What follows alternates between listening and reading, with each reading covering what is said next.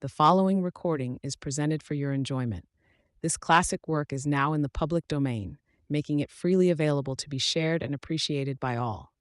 Some elements may appear outdated or insensitive by today's standards, but we present this work in its original form to preserve its historical context and literary significance.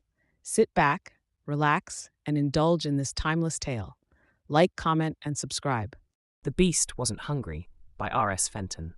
From Adventures into Darkness No. 8, February 1953, stolen diamonds bring a strange reward in the wilds of Africa. Wambley, the wreck of a once proud Englishman, sat in his filthy mud and straw hut on the bank of a nameless, crooked arm of the Niger, his drink-besotted mind groping into the past.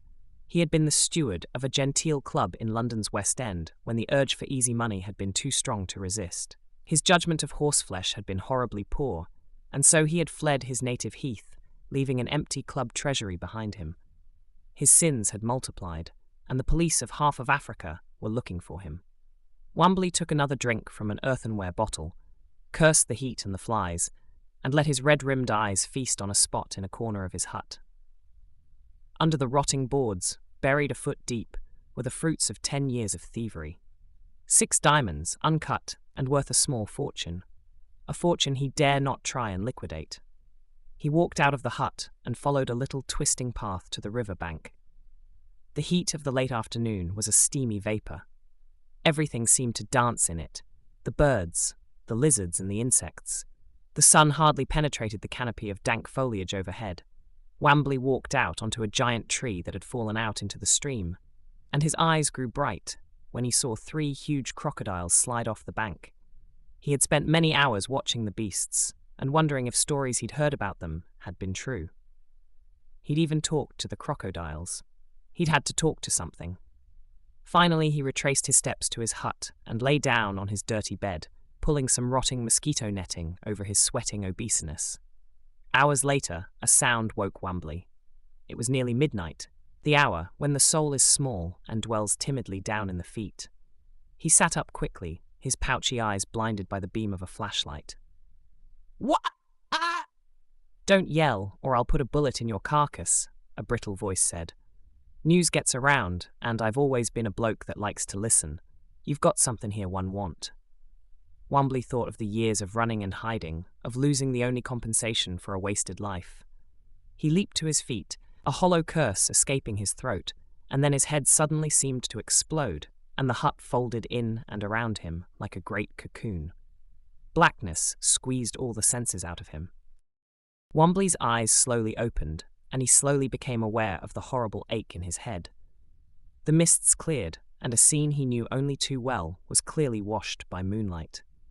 The river and the crocodiles were below him, and now he heard the laboured breath of the man who was carrying him, and immediately knew his fate. Terror pressed icy perspiration out of his skin, and his throat tightened into a dry knot. The intruder had grazed his skull with the bullet. The man balancing himself on the trunk of the fallen tree thought his victim dead, and was disposing of the evidence for all time. Wambley was about to make a last try for his life, when the man heaved him from him. He screamed when he hit the water, and as he sank below the surface, horror numbed his aching brain. Wambley felt a moving thing bump against him, and then the jaws of a powerful vice clamped down on one of his arms. He knew a crocodile had him, and he fought desperately to hold his breath. For hours it seemed he was dragged beneath the surface. Maybe he imagined he could smell the slimy beast. Then he was floating free, and just as his lungs seemed about to burst, his head came above water. He went under again, but pushed himself up with what little energy was left in him. He looked up at a ragged circle of moonlight, reached out and grasped a twisting root. Wambley, with a superhuman effort, dragged himself up through the airhole in the bank, sprawled out on the dank, fetid undergrowth, and laughed without sound. One of the stories about the crocs was true. Sometimes, when they are sated with food, they'll pull their drowned prey into a recess in the bank and leave it there until they're hungry again. Sometimes they do that, even if they're hungry, because they like their food gamey. Wambley laughed again. It was almost a sobbing cry. And then he thought of the man over in the hut, and a black rage burned through him and dissipated some of his weariness. The blighter would be pulling the hut apart, and then he would start digging. Wombley rested for a few more minutes, then got to his feet. He laughed deep in his throat again when he heard a crocodile splash. "You didn't know, beastie," he choked out. "I was the best ruddy swimmer in England." He staggered away from the riverbank, blood dripping from his injured arm. He did not feel the pain.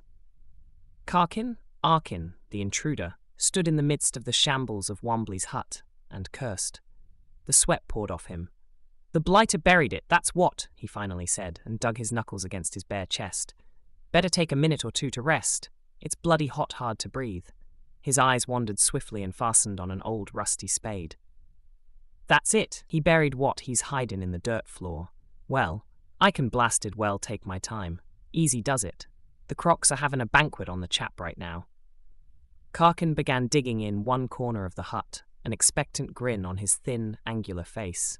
After a few minutes, he stopped to rest and wiped the sweat from his face. Suddenly he heard footsteps, laboring, dragging steps. He swung half around and looked at the open doorway, a rectangle of bluish-yellow moonlight. There it stood, covered with mud and slime, its eyes star-ing and burning with a terrible fever. Wet hair fell down over Wombley's face. A smell permeated the cramped confines of the hut, and it was one Karkin had experienced before, when a grave had been opened. The flesh hung down from the bones of Karkin's face. Terror paralyzed his limbs, and the spade dropped from nerveless fingers and clattered to the boards that had not been ripped up. He tried to scream, but had no control of his muscles. Wombley lurched into the hut, a ghastly smile splitting his bloated face. "I come back, my friend. Did you find what you wanted?" Karkin suddenly screamed. A terrible pain cut through his chest and burned away the terrible fear. His knees buckled, and he went down, his fingers convulsively clawing at his chest as if trying to dig them inside to start his heart to beating again. Wombley slumped down into an old wicker chair and looked at the dead man. A small laugh began deep in his throat. It built up to a soul-shattering crescendo of insane mirth. Reaction began to have its way with him, and his flabby body trembled. His breathing soared through the little jungle sounds outside the hut. Wombley sat there for an hour before he could think clearly. He got up and walked across the room, took a bottle of gin from an old makeshift cupboard, and drank from it deep. Wombley had to borrow some strength for the task he had ahead of him, and that was to drag Karkin down to the river and feed him to the crocodiles.